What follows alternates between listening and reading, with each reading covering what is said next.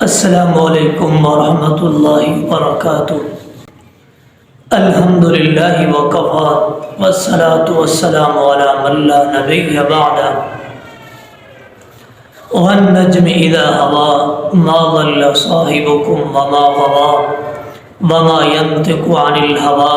ان هو الا وحی یوحی۔ کھجور کے باب میں اب تشریف فرما ہے۔ ایک اعرابی، ایک دیہاتی آتا ہے، آ کر کہتا ہے کہ اے محمد صلی اللہ علیہ وسلم، آپ نے نبوت کا اعلان فرمایا ہے، میں کیسے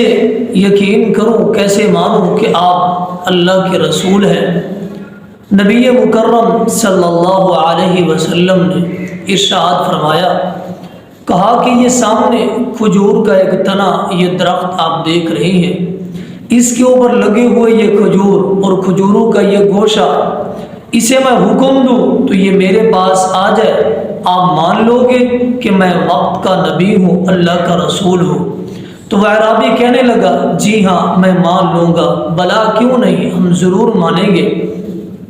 نبی مکرم صلی اللہ علیہ وسلم نے کھجور کے اس گوشے کو حکم دیا کہ وہ چلتا ہوا نبی علیہ السلام کے قدموں میں آ کے گر گیا، آ کے رک گیا ہے۔ تو نبی علیہ السلام نے اسے حکم دیا ہے کہ واپس اپنی جگہ پہ چلے جاؤ۔ واپس وہ کھجور کا گوشہ اپنی جگہ پہ جا کے وہ پیوست ہو گیا، وہیں جا کے رک گیا، ٹھہر گیا۔ لیکن وہ اعرابی یہ سارا منظر دیکھ رہا تھا، دیکھنے کے بعد فوراً ہی اس نے یہ اعلان کر دیا کہ میں مسلمان ہونا چاہتا ہوں، واقعی آپ اللہ کے سچے رسول ہیں۔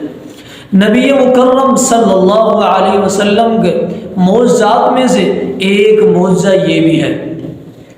اسی طرح نبی مکرم صلی اللہ علیہ وسلم کے معجزات میں سے ایک معجزہ آپ کا یہ بھی ہے۔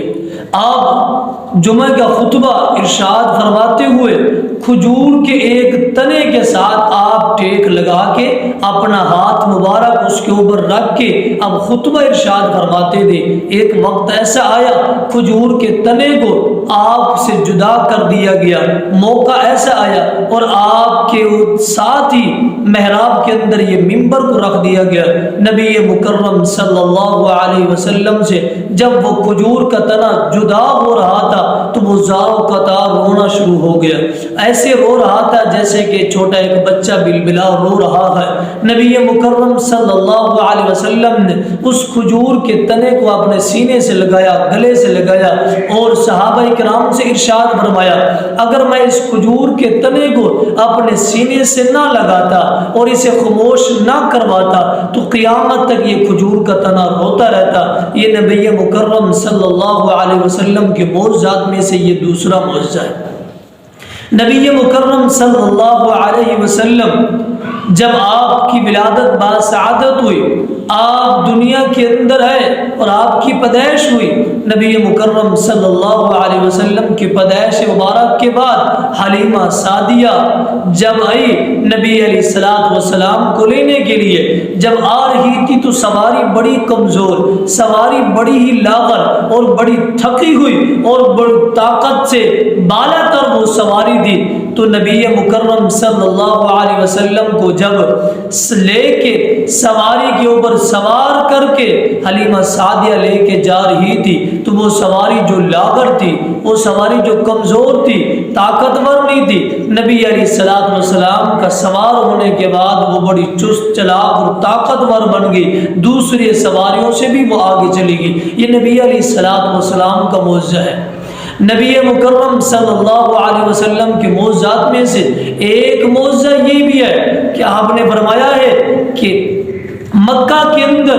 اس پتھر کو میں جانتا ہوں، میرے علم میں ہے کہ وہ پتھر میرے آتے جاتے مجھے وہ سلام پیش کرتا تھا۔ نبی علیہ السلام کے معجزات میں سے ایک معجزہ یہ بھی ہے کہ نبی مکرم صلی اللہ علیہ وسلم جب آپ کو مکہ سے مسجد اقصی سے ساتوں آسمان سے اوپر جنت اور جہنم دونوں کی سیر کروائے گی، نبی مکرم صلی اللہ علیہ وسلم سبحان الذی اسری بعبدہ لیلا من المسجد الحرام الى المسجد الاقصی الذی بارکنا حولہ لنریہ من آیاتنا، پوری مکمل رات نہیں، رات کے کچھ حصے آپ مکہ سے مسجد اقصی، مسجد اقصی سے آپ ساتوں آسمان سے جنت اور جہنم کی آپ سیر کر کے اور آپ سارا یہ وزٹ کر کے نبی مکرم صلی اللہ علیہ وسلم مکہ میں آگے، ابھی رات باقی تھی۔ یہ آپ کے معجزات میں سے ایک معجزہ ہے، نبی مکرم صلی اللہ علیہ وسلم مکہ سے ہجرت کر کے مدینہ کی طرف جا رہی ہیں۔ غار ثور کے اندر آپ تشریف فرما گئے، آپ کے ساتھ ابوبکر صدیق رضی اللہ تعالی عنہ بھی موجود ہے، آپ آرام فرما رہی ہیں۔ ابوبکر صدیق رضی اللہ تعالیٰ کے ایڑی پر ایک سانپ نے ڈس لیا، اور ڈسنے کے بعد نبی مکرم صلی اللہ علیہ وسلم نے اپنا لعاب مبارک نکالا، ابوبکر صدیق رضی اللہ تعالیٰ کی ایڑی پر لعاب لگایا اور ایڑی کا سارا درد ختم ہو گیا، وہ صحت یاب ہو گئی۔ یہی نبی مکرم صلی اللہ علیہ وسلم کے معجزات میں سے ایک معجزہ یہ بھی ہے، جب آپ خیبر کے موقع پہ ایک یہودیہ عورت نے نبی مکرم صلی اللہ علیہ وسلم کو کھانے کے اندر زہر دے دیا، یہی زہر آپ کے جسم پہ اور آپ کے دل کے اوپر یہ اثر نہیں کر رہا تھا، یہ بھی آپ کا معجزہ ہے۔ نبی مکرم صلی اللہ علیہ وسلم کے معجزات میں سے ایک معجزہ یہ بھی ہے، فتح خیبر کا موقع ہے، سیدنا علی مرتضیٰ رضی اللہ تعالی عنہ کی آنکھوں کے اندر درد ہے، تکلیف ہے اور آنکھوں کی شکایت ہے، نبی مکرم صلی اللہ علیہ وسلم نے اپنا لعاب مبارک نکالا، سیدنا علی مرتضیٰ رضی اللہ تعالی عنہ کی آنکھوں کے اندر ڈال دیا اور وہ آنکھیں صحت یاب ہوگی۔ یہ نبی مکرم صلی اللہ علیہ وسلم کے معجزات میں سے ایک معجزہ یہ بھی ہے، پانی کی قلت ہے اور پانی بہت ہی کم ہے اور استعمال کرنے والے زیادہ ہیں، آپ نے اپنا ہاتھ مبارک اس برتن کے اندر ڈالا اور ڈالنے کے بعد آپ کی پانچوں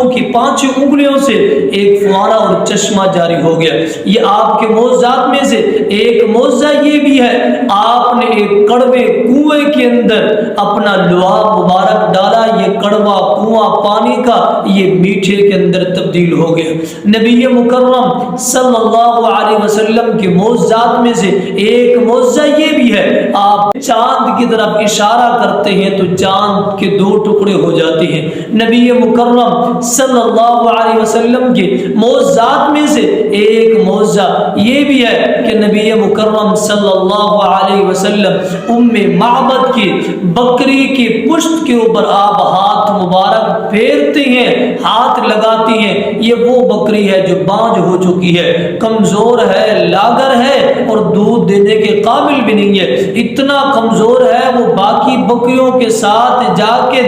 یعنی وہ باہر جا ہی نہیں سکتی، باقی بکریوں کے ساتھ ڈیور کے اندر وہ داخل ہو کے وہ باہر چلی جائے، یعنی گھاس کھانے کے لیے اتنا کمزور اور لاغر ہے۔ نبی مکرم صلی اللہ علیہ وسلم نے اس کی پشت پر ہاتھ پھیرا، یہی وہ بکری ہے جو دودھ دینے کے لیے قابل ہو گئی۔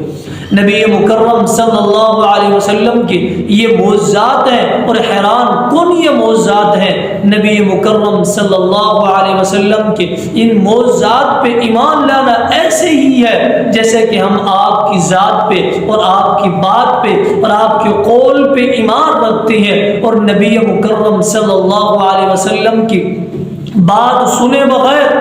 اور ہم نے آپ کے چہرے مبارک کو دیکھے بغیر ہم ایمان لا چکے ہیں۔ اسی طرح ہمارے ایمان کا یہ بنیادی اصول یہ بھی ہے اور ہمارے یقین کا بنیادی اصول یہ بھی ہے کہ نبی مکرم صلی اللہ علیہ وسلم کے معجزات پہ بھی مکمل ایمان اور یقین رکھا جائے۔ وَمَا عَلَيْنَا إِلَّا الْبَلَاغُ الْمُبِينُ۔